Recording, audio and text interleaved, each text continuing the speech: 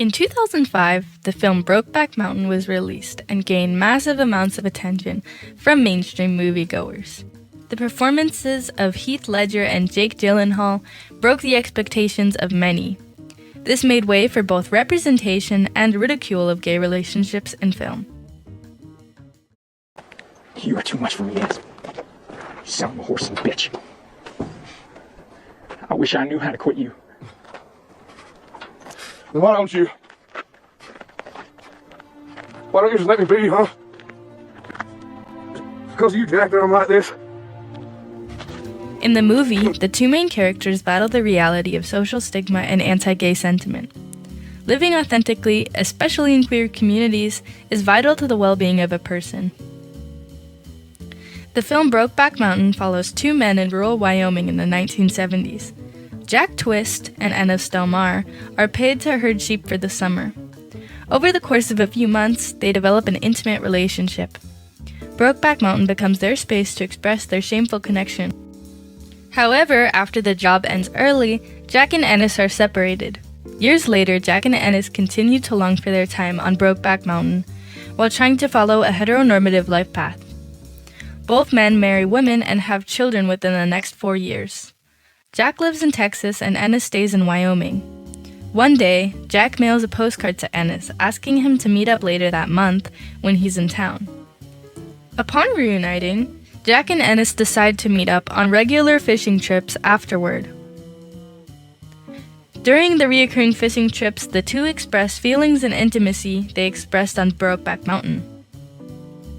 While Jack is shown to be more comfortable in his identity and expression when he outwardly flirts with Ennis on the mountain, Ennis does not accept his homosexual inclinations, and as a result, rejects affection from Jack as well as anything more than camping trips every few months. Ennis denies himself a romantic relationship with Jack and his own identity because he fears the repercussions of diverging from gender norms.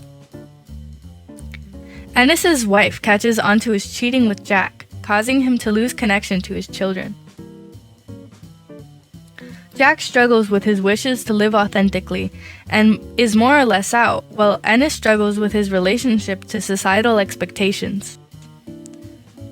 Honesty with one's own identity is crucial to living a healthy life, and this is especially true for queer people, when being out is a necessity. The guilt of suppressing oneself forms a heavy burden on the person who is hiding their identity, and coming out is a tedious process that is lifelong. Jack being more honest to himself and Ennis gives him a sense of peace. In the film, during Thanksgiving dinner, Jack's father-in-law challenges Jack's authority over his own son, and with this, his connection to masculinity. Jack's father-in-law insists that Jack's son must watch football to become a man. Jack stands up for himself by asserting himself to his father-in-law. He is confident in his relationship to gender enough to challenge someone who is accepted by society as a man and who conforms to prescribed gender roles. In the book All About Love, New Visions by Bell Hooks, Hooks quotes Stoltenberg's End of Manhood by saying, "Learning to live as a man of conscience means deciding that your loyalty to the people whom you love is always more important than whatever lingering loyalty you may sometimes feel to other man's judgment on your manhood." Jack expresses his own masculinity that diverges from what other men uphold.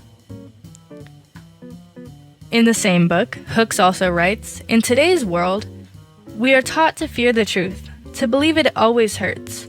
We are encouraged to see honest people as naive or potential losers. There is as much stigma surrounding secrecy as the idea of honesty itself. To know love, we have to tell the truth to ourselves, openly and fully, in both private and public life. When someone is denied this opportunity, they are denied connection with others. And human connection is necessary to meet psychological needs. Much like Ennis, Jack's ability to be out publicly has a strain on him. However, his work to be out to himself has benefited his relationship to others. Ennis suffers heavily from the weight of societal expectations, and in particular, gender expectations. Both Jack and Ennis followed the prescribed path of having a wife and kids, and Ennis is portrayed with raw anger. The fear that Ennis lives with is one shared among queer people who live in an unsafe environment. Ennis's justified fear for his safety prevents him from having time to work to accept himself. Ennis has financial struggles while Jack doesn't, creating a disparity between the two. Don't ask, don't tell. Don't ask, don't tell is a law from the U.S. government that discharges active service members on the basis of being open about one's sexuality. This law is based in a mentality that is canon in Western norms. This differs from the more blatant hatred Jack and Ennis are confronted with in Brokeback Mountain. While both blatant and more discreet forms of discrimination exist simultaneously, people hide their prejudice in forms of microaggressions. While indirect forms of discrimination exist, outness puts a target on the back of queer people. Many communities formed, such as gay bars, experienced discrimination in the form of attacks and raids. Anti-gay action by police was justified by associating homosexuals with a moral sexual deviancy. In anthropologist Gayle Rubin's book, Thinking Sex, Notes for a Radical Theory of the Politics of Sexuality, 1984, Rubin describes anti-gay discrimination by police. In the spring of 1977, a few weeks before the Dade County vote, and so for context, the Dade County Human Rights Ordinance was a vote to prohibit discrimination based on sexual orientation in Dade County, Florida. This vote was popularized by one Anita Bryant, famous for being Miss Oklahoma, ambassador of the Florida Citrus Commission, and most notably pleading to the public to save our children from the homosexuals. The news media were suddenly full of reports of raids on gay cruising areas, arrests for prostitution, and investigations into the manufacture and distribution of pornographic materials. Since then, police activity against the gay community has increased exponentially.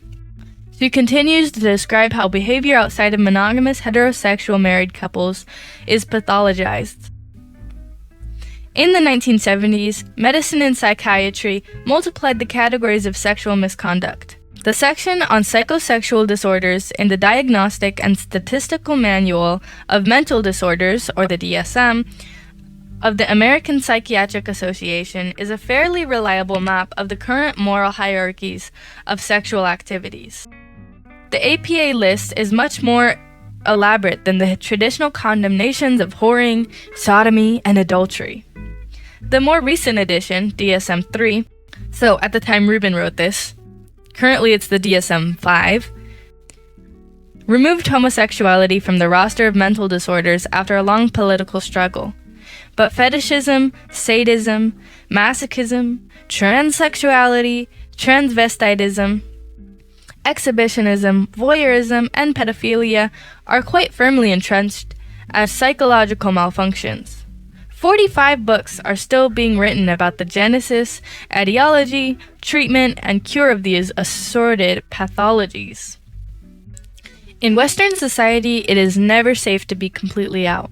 However, participating in communities and connecting with people who fall outside social norms help foster one's own self-acceptance. In Western society, it is never safe to be completely out. However, participating in communities and connecting with people who fall outside social norms help foster one's own self-acceptance. When people are out, whether it be in a place that is said to be accepting or not, being out comes at a heavy cost. The internal work of healing your wounds in relationship to gender and sexuality will always be there.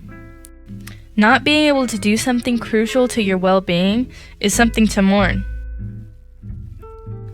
Acts of resistance in community are important to surviving when institutions and laws challenge those who do not neatly fit into prescribed social roles of gender.